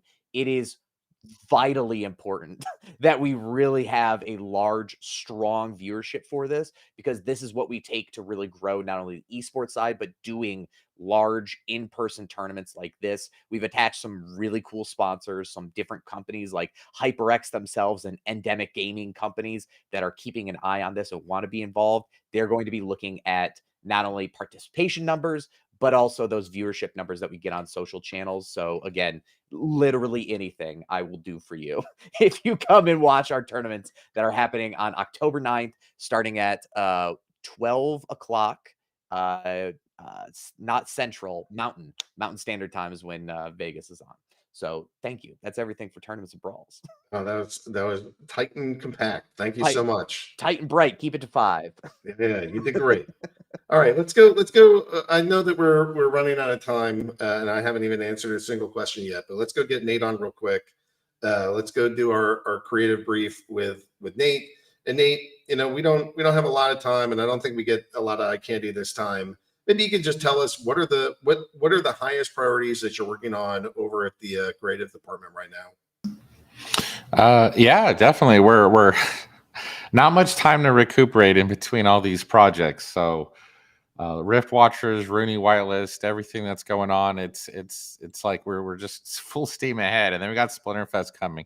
So we definitely want to have enough cool things to share at Splinterfest for those who are gonna be there, or perhaps watching any streams coming in. I'm not sure about the scheduling for that. That's more of a marketing thing. But yeah, everyone will have a cool opportunity to see not only stuff that we're working on now, because clearly, the Rooney whitelist, we still got to prepare for the minting and how that's going to work and what that's going to look like. And that should be pretty exciting for later on next month. I think that as more and more people realize how many different variations of Rooney there might be, then in fact, let me see. What have we shared so far? I could probably pop a couple of here are some samples from the whitelist page, but they weren't in color, so that might be pretty fun to look at. Is maybe a couple different versions of Rooney that you might have saw on that, and then let's see, and that then fish head is pretty awesome. And then here's a few more variations, and it's funny because we could come up with all kinds of variations all day long. Like we basically have these native files, and we just toss different traits at the wall. And every time we do it, it's in an attempt to find a Rooney that maybe doesn't look that great, or maybe there's something wrong with it. But we've done this like a zillion times, where we just say, hey, random head, random body, random weapon, random this, and everything that gets produced as a result of this process is like, well, that looks awesome, that looks cool, that looks weird, that looks cute. So far so good. I'm pretty pleased. We're trying to put the final finishing touches on any deficiencies in the traits or what we might want to add or polish up. So as we get closer and closer to mint and making sure that the engineering side has all the assets they need to make the smart contracts work, then yeah, we should be ready to go. So that's pretty exciting stuff. What else have we been doing? Rift Watchers. I mean, for those of you who've been paying close attention, I mean, not only did we sell out of the pre-sale in like a minute and a half or whatever, but we're like already what are we? We're practically halfway to the next airdrop, right? For Rift Watchers. That's insane. So, you know, just to celebrate that, I don't have stats. Matt's not here, but I could share a wallpaper with that next airdrop. So yeah, let's do it. See what the people are going to demand this. So this is the ancient redwood. It's for Earth. Very Groot-like. If Groot was on steroids and was like the size of a kaiju Godzilla or something. So any fans of the Earth element should be excited to play with that beastly ancient redwood character who's been around since the dawn of time. He's this ancient entity who has awoken from his slumber due to the Chaos Legion invading and all that stuff. So that should be pretty cool. As far as we did touch upon earlier with land and creative team is definitely all over that. We're trying to make sure that we have all the assets in place for what we're doing with phase 1. But not just phase 1, clearly, because we got to have one eye towards scalability and what we want to do in phase 2, 3, 4, whatever. And so, all of these things are being considered as we figure out the final assets. Assets are easier. I mean, assets require a lot of passion and talent and time and thought to figure out perspective and how we want to communicate the asset and whether it's going to be animated and how it needs to be layered and pieced apart in order to make all that stuff happen. So not to diminish what happens with the art assets, but a real big challenge is definitely the UX, and that's something we're neck deep in right now, is trying to figure out how these things are going to operate. And the more we look at it, the more we realize just how many layers there are to everything and how much depth there is. And it's kind of like everything we do as a game, for every update, for every new gameplay feature, for every function, there's always there's a lot more to it than people realize.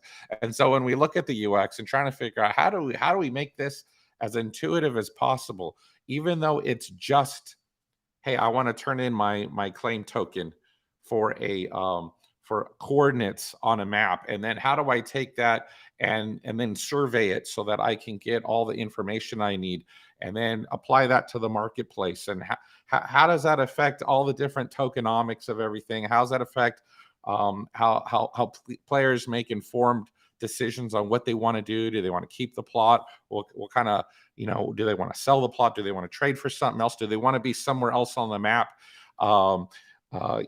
Kingdom land and how that plays in a part. So we see, once you survey the land and we find out who owns a keep and who owns a castle, what does that even mean? How do I apply this information I'm getting in land phase 1 towards the future phases and what's best for me as a player? All of this stuff is taken in consideration during the UX. But we're excited to say that as we plan this out over the next little bit of time, and we connect and partner up with engineering to make sure that we're all on the same page of music, and the art assets we've been working on the whole time finally get placed into the UI design as that starts to become a reality. I see all the pieces. They're floating around. I know, like you said numerous times earlier in this town hall, win land. I mean, the pieces are there. They're floating around. They're starting to come together. And I promise you that, if in Splinterfest and then going forward for the remainder of the year, it's going to get a lot of love and a lot of focus. And I think you guys are going to be pleased with the outcome. Awesome. Thanks for the update, Nate. We have a little bit that we got to go do for Splinterlands TV next. So I know I got to go do a couple shout outs. First one's going to go to Downtown Detail. Thanks for being a routine listener. We also got Bob Carr J, again, another person that is just like constantly up in the chats. And then we got Slow Carls. So it's a smaller list this week, but you guys are accumulating your points and doing what you got to do in order to get your shout outs. And just basically thank you for being a part of our community. Thanks for watching our shows and enjoying the Twitch streams that we got. Any thoughts from you, Rondon, station manager of all the things of Splinterlands TV? Oh, they can't hear Ron just a second. I think we've had one or two little audio things that we've had to go deal with. I know that we do have a clip of the week. I can hear you, Ron, but I guess they can't hear you right now. Let's give him just half a second. All right, we're tight on time, so I'm going to go. I'm going to hop into. All right, let's do it. Let's show a clip of the week, Ron. All right, let's do a clip of the week. I did want to say that I believe everybody blew their wad on the town hall, the town hall redemptions last week. That's probably why we don't have so many. We had so many last week, but what do we have here? We've got just so you guys know, we've got 85 shows now. 85 individual shows. 95% of the schedule is full, and we got more applications. I'm sending out those emails today. So if you put in an application, you've been waiting on an email from me. Sorry about the holdup. Splinterfest is kind of throwing a wrench in my gears, but that's coming out today. We have Max Macca I'm sorry, not Max Macca. We're going to have ASDF JK Kira, and Zitron is going to be our streamer spotlight this week. So make sure to check them out. They'll be giving away some packs. We're up to 2,100 followers, and this week's clip of the week is actually in Spanish, but you know what? It's very relatable. So even if you don't understand Spanish, I think you're going to identify with this. It's kind of basically he's been struggling, when you get kicked down to that bottom league, and the season, and then you're kind of out of your meta, and you're trying to struggle through that, and you keep losing because it's just not your strategies don't work the same in that league as they do in the normal league that you're in. Sometimes you have a bad time, and this is kind of that, but then this is him coming out of that. So check it out. Here's Newanex.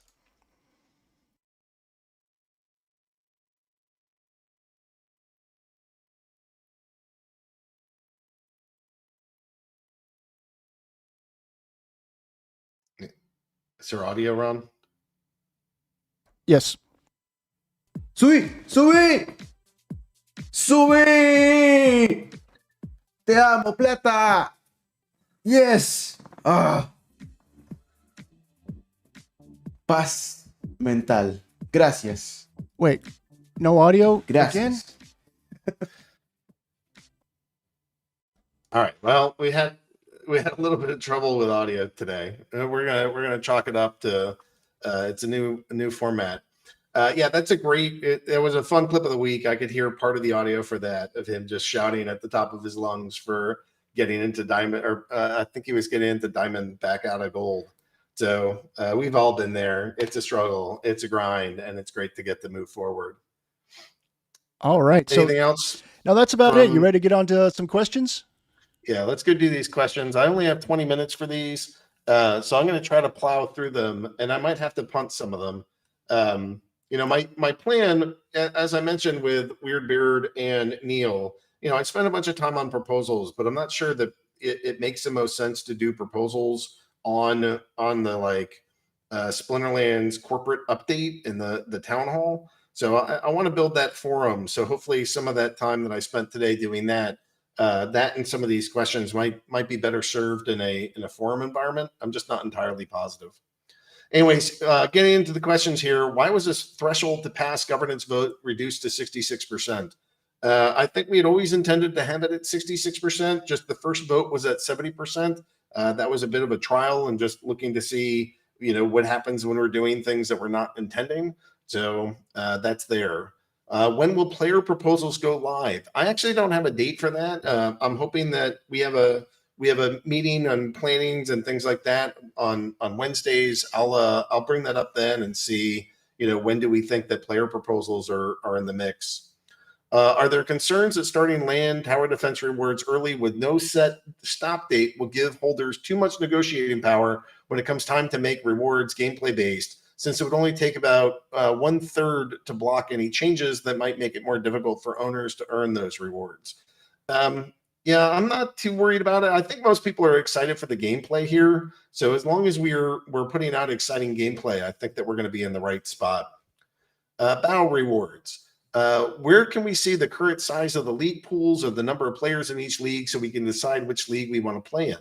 I don't think that is displayed on site anywhere, but that's definitely a good suggestion, and I'll sort of bring that up in the not too distant future here. Why are champion players able to play at low ECR without receiving a reward penalty? They are receiving a reward penalty. It's just that the prize pool in that league is so big that they're able to earn quite a bit.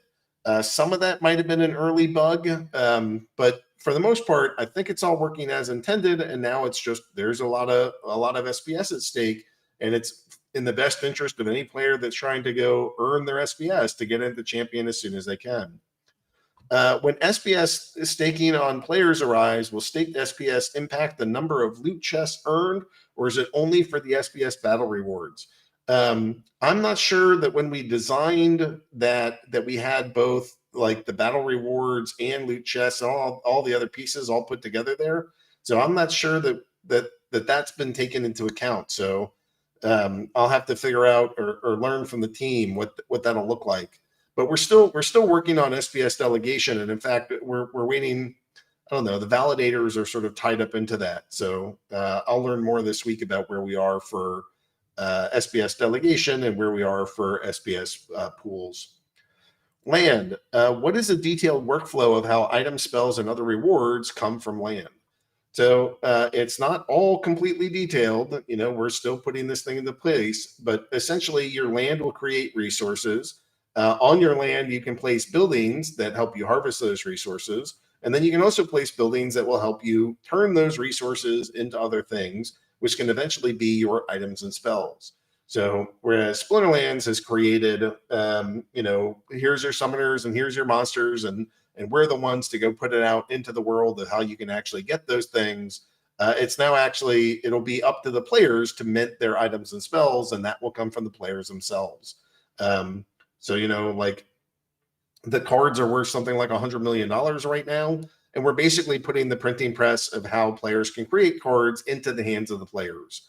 But that's your workflow: buy land, harvest resources, turn those resources into items and spells through the buildings that you have. Land, based on the maps that we've seen, none of the land plots in Pretoria are on the coast. That is obviously by design, but what does it mean? Will there be ports and boats in the future? Yeah, we hope to include all kinds of travel pieces that will be part of this. And there's lots of empty space in the map so that we have places that we can add new fun things. So that's all intended to allow for different functionality that hasn't yet been described. But, we think that transportation and, ports and commerce, there's lots of things that we can do there. How will items and spells work for auto battles? So the initial thought here was that, hey, we want items and spells. And that's in part because we want a more complicated battle system. And in that battle system right now, you get a match, and I see who my opponent is, the most recent decks they've chosen, a couple different rule sets, and the mana caps. And what I want to do is, normally you would select your team and then hit Rumble. But when these items and spells are introduced, there will be a second round where you get to go apply items and spells. So you'll have your first round as intended, your summoners and monsters, and then instead of hitting Rumble, it'll say something like equip or cast. And then you can go apply equipment to your monsters or cast spells that affect the battlefield. And then after you've applied your items and spells, then you can hit Rumble. We really think, the first time that you battle somebody, or like when you put your items or your summoners and monsters down, it's blind, right? So like there's a fair amount of element of luck in sort of choosing, which pathway are you going to take, and we want it to be even more strategic in the battle than that. So once you seen what your opponent is going to do for the item, for the summoners and monsters, we want to give you a round of item and spell choosing so that you can really design something specific to counter the strategy that they employed. And we'll see how all of that plays out. But obviously, land is a prerequisite for items and spells. So this is going to take a little bit of time before we're able to go work those items and spells into the auto battles. All right, what happens with SBS rewards if there are no guilds in tier 5 to start with? What if there's only one? Then the rewards are not distributed. And then if there's only one, they're the only people that get it, and it's a huge amount of SBS that would go to them. But fortunately, you have like the month of SBS rewards, and then it's broken into, I think, 1/6 for each one of the brawls. So they would be able to get 1/6 of the of that month's tier 5 brawl rewards if they're the only group that's up there. All right, is locking of non-cards assets still on the roadmap? I believe yes, that all of these things will eventually be lockable, but there's lots of priorities. That's one of them. That's sort of I don't know if it's a nice to have. It's a good security feature, and we'll have to find out where that is on the roadmap. All right, Wrath, did I miss anything, or did I misspeak on any of these things when I was talking about governance, battle rewards, land, or miscellaneous? Did that all sound right to you? Yeah, it all sounded right to me. From what I caught there, yeah, nothing that I heard that was out of place. Okay. Well, that's all the questions. We can take some public questions for just a handful of questions here, because then I have a hard stop right at time. Bulldog's already asked it, so let's get in 10 or 20 questions here, and we can plow through them. Can we get a bit more transparency when emergency maintenance hotfixes are put in? Last Friday, emergency hotfix was put in that noticeably altered battle rewards for many, and there were no real details given. So yes, we can try to communicate hot fixes. And can some kind of daily information be published that shows the total battle rewards that were awarded per format per league? So I've put in requests that we figure out some kind of rewards page that's specific to figuring out what you can earn and how you can earn it. We've had higher priorities for the business, but maybe as we move through some of the things that we're doing, the rewards page can kind of make it into the mix and be a little bit higher. Isaac is asking, can we get some clarity about the surprise maintenances on Friday afternoon that released 3 new summoner and also somehow cut the rewards by 1/3 of gold and below? It was stated this was a bug fix. No documentation or explanation has been offered or given when rewards will return back to the previous levels, or if this is a new normal. Wrath, anything you want to mention about that, or want me to take a pass? What do you want to do? Yeah, I wasn't as plugged in there. I know Homestead was running with that a little bit closer. In terms of the rewards, I believe it's supposed to over time get back to where it was, but yeah, I don't have in-depth details, but I can get some. Yeah, it's kind of weird. Your pools have these multi-day functions to them, and some of these tweaks, you have new equilibriums that get established, and you need some time to work through. So right now I think we're at a phase where we're just letting the system kind of equilibrate, and we're trying to measure, what is the new normal. I'm not sure that the very first time that we release it, that's normal. I'm not sure that this is normal. We kind of have to see where it's going and what it's doing to figure out what is the new normal level that players can get somewhat used to expecting. Question, what time can Rift Watcher packs be open tomorrow? I believe that's going to be just after the patch is introduced. Is that? These are just in the town hall questions. I'm at 11:40.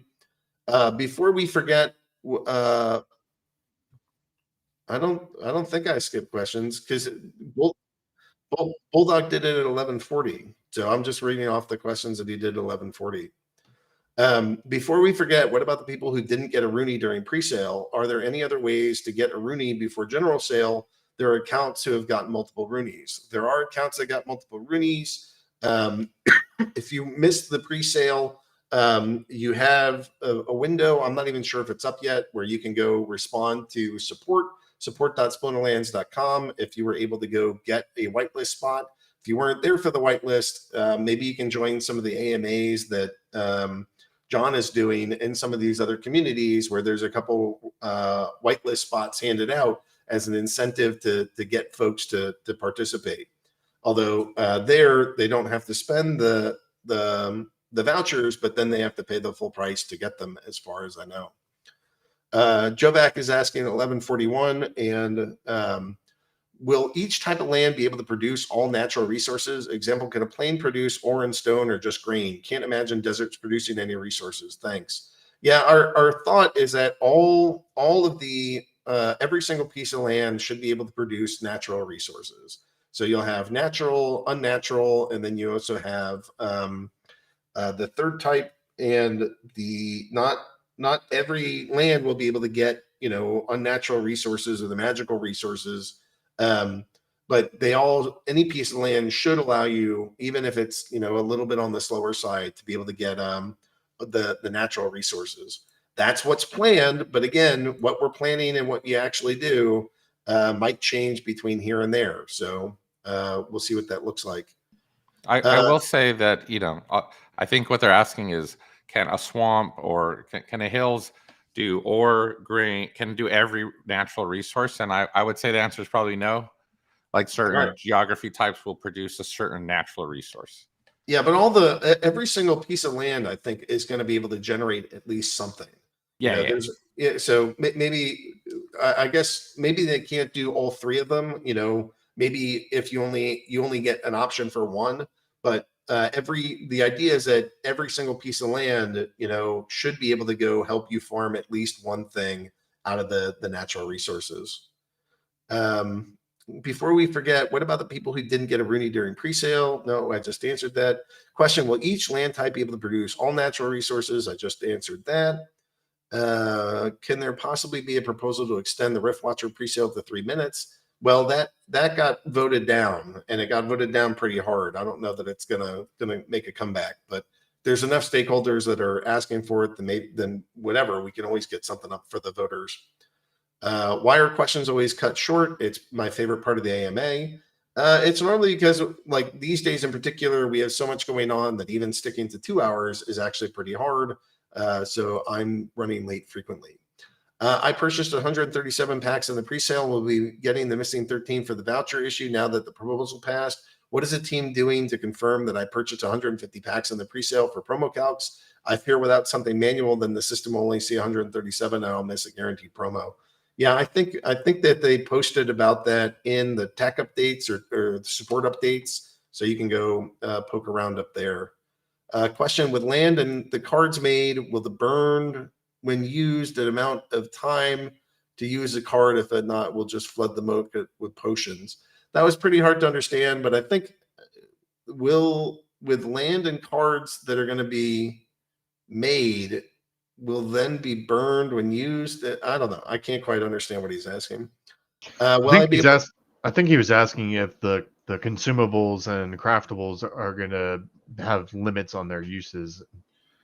Yeah, I think there will be some that are going to be consumables, but I think most are going to be durables. So the vast majority of what we don't want you to lose anything in this. So there might be a handful of things that are consumable, but the vast majority should be durable. Question: will I be able to claim more than one ticket at Splinterfest for the summoner? I forget how we're doing that. So let me get back to the folks on that. Can we get an update on the mobile app? I don't think we have seen a new version of that released in a while. Wrath, any thoughts on mobile and how that's working these days? Yeah, so I know they have a couple things lined up for us to QA, which we're going to jump in and QA, and then it'll be released. I don't know exactly if this person's talking about something specific for any sort of update for the mobile app, but yeah, it's still being developed, adding new features. But yeah, coordinating with Double Coconut on that. Will the redeeming of Splinterfest ticket goodies require a KYC of any kind, or just need the ticket itself? I'm not entirely certain how they're doing that. I don't think it's going to. I think it'll require account to be able to show that you control the account that holds the ticket. I don't think I need to know if your name is Susan or something. We just need to know that if your account at Susan holds it and you can send like a memo or something using the account, that's what we're going to need to be able to issue it. Dishonesty. Is it just me or no one actually cares about that mobile app? No, some people care. There's not a lot of, there's some games it's smaller, but for some people it's really important. Can you guys tell us the exact hour when we'll be able to crack open Rift Watcher packs? You'll be able to crack open Rift Watcher packs after the update. The update is scheduled for what, 11 a.m. Eastern? Is that right?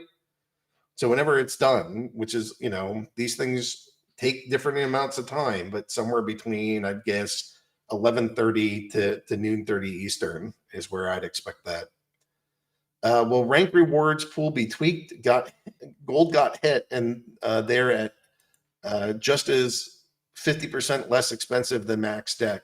So part of what happened in gold, as far as I can tell, is that way more people signed up to be in it. There's a lot more people fighting in gold than there were previously, and that's actually pretty amazing.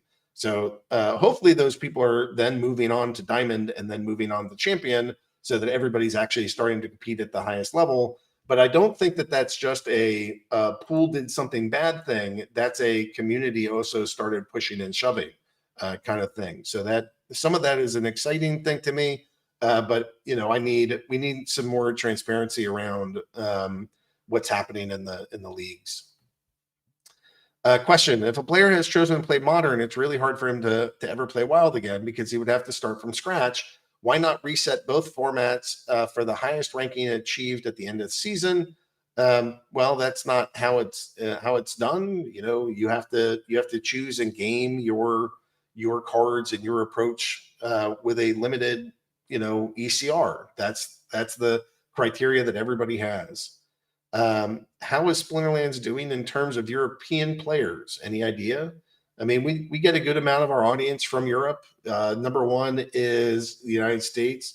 Number two is Southeast Asia, and number three is Europe. So they're coming along. Jovek is asking, will each type of land be able to produce all natural resources? We mentioned that earlier. Before we forget, what about the people who did not get a Rooney during pre-sale? I answered that earlier. Question: with land and the cards made be burned? He asked that same question. Very confusing to me. All right. Can there possibly be a proposal for just extending the pre-sale to 3 minutes? There can be a proposal for that.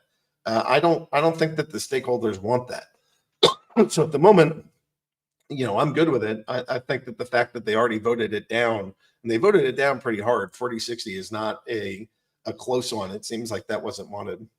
As a follow-up to the 66% threshold for DAO proposal passing, is there a rationale why 66% was chosen? I think it's fairly standard, and we weren't trying to come up with something different.